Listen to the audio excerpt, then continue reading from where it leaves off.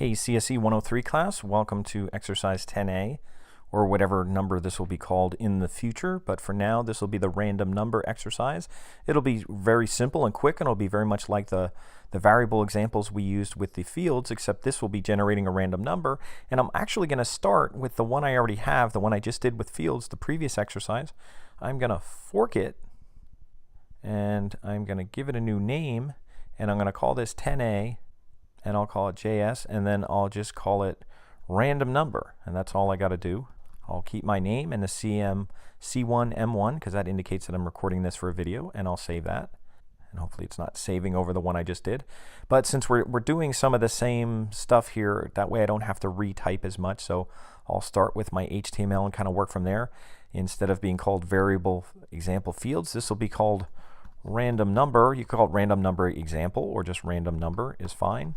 All we're going to do here, this is going to be really simple. We're just going to click the button to generate a random number from 1 through 10.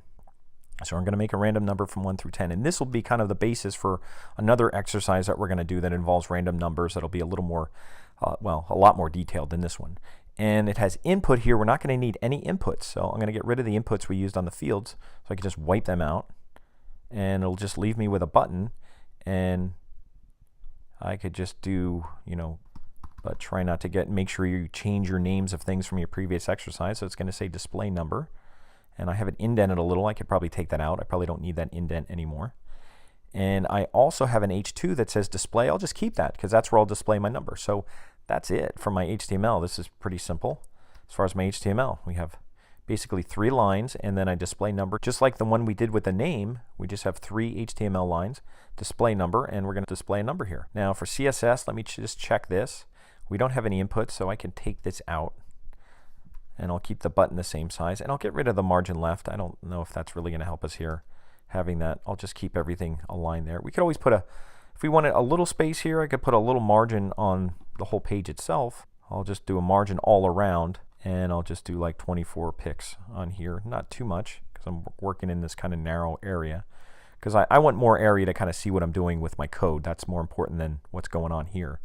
And that's it for my, I could even hit minimize here to kind of cover that up. And then I can move it around. So that's all I need to do with my HTML. So the rest of this is all going to be JavaScript. And again, this won't be, now it's separated again. This won't be too hard. So right off the bat, I'm going to call this display number. So I'll change my function. That's going to be my function name. And also, if you see this button on click, you might as well put in the same function that's here. So I'm going to copy that way we don't have to do it later. I'm going to copy that and put it here so that it has the right function matched up with the one that's in the on click. So remember, the function that's defined down here, display number, is going to be basically running with the on-click event up here where it says display number. So, and I have the label okay, so everything's okay now, so I could get back to my JavaScript. And in this display number function, a couple things we're going to do is we're going to generate a random number, and we're going to give it a variable called, and let me get rid of this first. I'm going to keep this down here because we are going to display something in there, and it is going to be inner HTML, so it's just the stuff after it that's going to change. So I'll just kind of leave that, and I'm going to make a variable, and I'm just going to call it random. And you could put a D in there or no D. This one I'll put no D in there. I'll just call it random. But whatever you do, be consistent. And random is basically going to equal, and I'm going to wipe this stuff out, and we're going to use a math method in JavaScript called math, capital M, .random, and just put parentheses. So this is a special method that actually generates a random number between 0 and 1, but not including 1. And if you need to find out any more about it, what you could do here is go to W3 Schools. That's a great place to get some references on this. And if you go to HTML, look for JavaScript, scroll down, look for JS-Random, it'll tell you what you need to know about this method. And it says it returns a number between 0 and 1, 0 inclusive and 1 exclusive. So it doesn't even include 1. So it uses all decimals in between. So if you try it yourself, now this is this is using all HTML code, and it has JavaScript embedded in there. So it's a little more complicated to look at, but basically, if you look at the result of what's happening, all that little text that's all those decimal places, if you keep running it, it's generating random numbers that never go above 0.9999. And obviously, we don't want a random number that just uses those, and we don't want it to have all those decimal places either. So I'm going to go back here, and that's what this does. It generates that. And what we're going to do is we're going to modify the variable. Now, when we say var, when the function runs, it's going to generate a random number, and we're going to get a random number. It could be like 0.42 or something with some long decimal after it. And what we're going to do is we're going to multiply it by 10. Now, before I do that, let's do this, because it would be nice to display and see what we have first. So let's just make sure it works, and then we'll modify our number. So what's going to be displayed here? Let's just wipe that out. All we're going to display is random. We don't have to put anything special here. We're just going to display the variable. So that's all we're doing. And there it is. So once you get that to work, you know it's working. So it's going between 0 and 0.999. It'll never get to 1. And that's not too fun using a variable like that. So that's what math random does. Now that we have this working, that you're basically outputting the random and that you have everything okay up here, what I'll do is I'm going to modify that. And you could put this all together at once, or you could do it separately like I'm doing now. I'm doing it now so you kind of understand what's happening in one piece at a time. I'm going to modify my variable. My variable is random, and basically once you declare random, you don't have to keep using the var. var kind of initiates it or initializes it, and then you could just say random equals something else, and then you could either give it another value or you could make something happen to it. And I'm going to make something happen to it. I'm going to say random times 10, and that's it. I'm just going to take the same thing and I'll multiply it by 10. And what should happen now is when I do this, now you see it's getting decimals that are kind of, I think they still are below, I think I saw one that was still 0, so it's still 0 to whatever. So if I round this, so obviously I want to round it, but I actually want to round it up so it doesn't use 0, and so it actually goes up to 10, because I said I want it 1 through 10, so that would require rounding it up, not rounding it down. And they have a special method for rounding up. Now that we multiplied it by 10, we'll do it one more time. I'll just say random. I'm just redefining random again, and this time I'm saying take random and round it up. And how do I do that? Well, I could put however you write this, but I could type random, and then I can wrap a method around it. And the method I'm going to wrap around it is going to be math.ceil, not cell.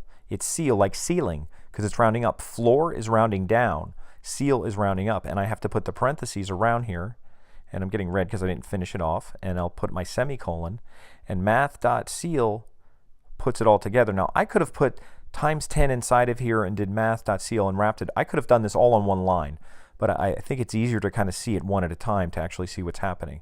So so if I do this, and actually just to give an example here, before I put ceil, I'll put floor so you see what floor does. If I do floor, it's going to do, you see it gets 0. If I keep doing it, you'll see a 0 there eventually. There's 0. I went past it too quick. But you'll see 0 through 9. You're never getting to 10, and you're never getting 1. So that's for floor because I'm rounding down. But if I round up and I use ceil, like ceiling, now if I do that, now I should get a 10 at some point. Notice I'm not getting a 0. I'm still not getting a 10. There's a 10. I got a 10. So I'm getting 1s and 10s, and I'm not getting 0s. So that's what I want. And that's all we want for this exercise, because we're going to take this exercise a step further, and we're going to do a little game out of it, a rock, paper, scissors game.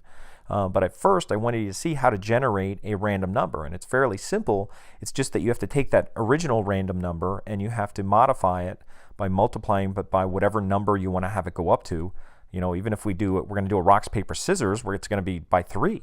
So we're only going to have 3 numbers. We're going to round it up and have a 1, 2, 3, and that's how we're going to figure out if we come up with a rock, paper, or scissors when we hit a button. So we'll kind of be matching up against that. So this is random number. It's kind of neat that it's built into JavaScript, so you can generate random numbers and then do whatever you want with it. And that kind of introduces us to games of chance and things like that. That makes JavaScript a little more interactive to use than just predetermining what our values are going to be. So now our value could be anything.